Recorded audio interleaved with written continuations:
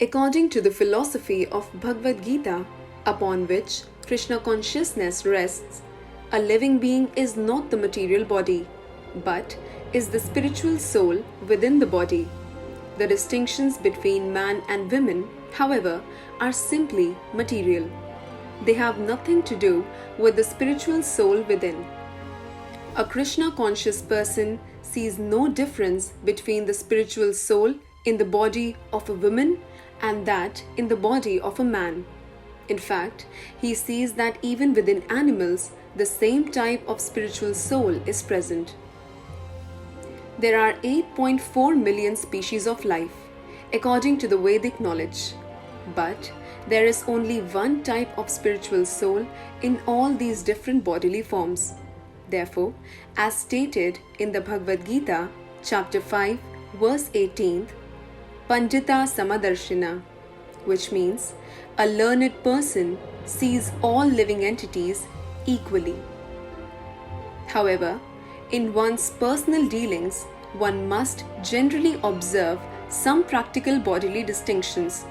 For instance, a self-realized devotee may wish to marry and raise a family. But unless he recognizes the obvious bodily differences between male and female, how could he possibly do so? Man and women have different physical and psychological talents and capabilities, and one should not artificially try to ignore or negate them. Rather, all these talents and capabilities should be engaged in Krishna's service. For example, women are capable of bearing children, whereas men are not.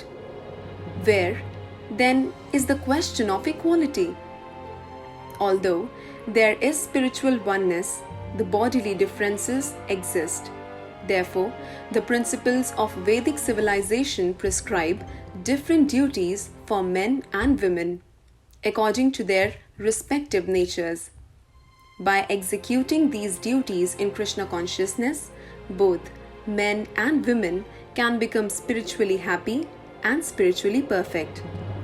Krishna specifically says in the Bhagavad Gita, chapter 9, verse 32, that a woman who surrenders to him in Krishna consciousness is fully eligible to go back to Godhead. There are many great women devotees such as Kunti Devi, Draupadi, Yashoda Mai, and many others, whose glories are described in the Vedic literatures. Similarly, some of the most advanced devotees in our present Krishna consciousness movement are women, and they are all respected and appreciated for their spiritual advancement. According to the Vedic literature, women have more good qualities. In some respects, they are even superior to men. For example, women are generally understood to be more soft-hearted and therefore are receptive to religious and spiritual ideas. However, the Vedic literature warns that women, more than men, are prone to be misguided by desires for sense gratification. The Vedic system, therefore, prescribes that a woman should always be protected. In her childhood, her father should protect her. In her youth, her husband should protect her. And in her old age, her grown children or another guardian should protect her. In this way, she will remain pure in Krishna consciousness and be eligible to participate in a society based on spiritual principles. If women are not protected in this way, they will become the unfortunate victims of those men who will exploit them for their own sense gratification. We can see this actually happening in today's modern society. You will find that our Krishna consciousness movement restricts the association between men and women. This is not because of hatred of women.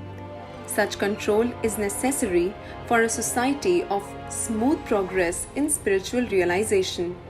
The Vedas say that a man is like butter and a woman is like fire.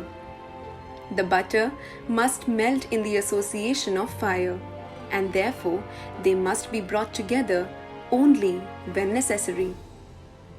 The basic principle of material existence is attachment for sexual enjoyment. When a man and woman unite, the knot of material attachment tightens, and thus one becomes tied down to home, family, society, bank balance, and so on, and forgets the importance of self-realization. Therefore, sexual enjoyment and self-realization go ill together. In India, our spiritual master is sometimes criticized because he allows both men and women to participate fully in the Krishna consciousness movement. According to his critiques, this violates the Hindu social system. But the purpose of this movement is not to establish the Hindu social system.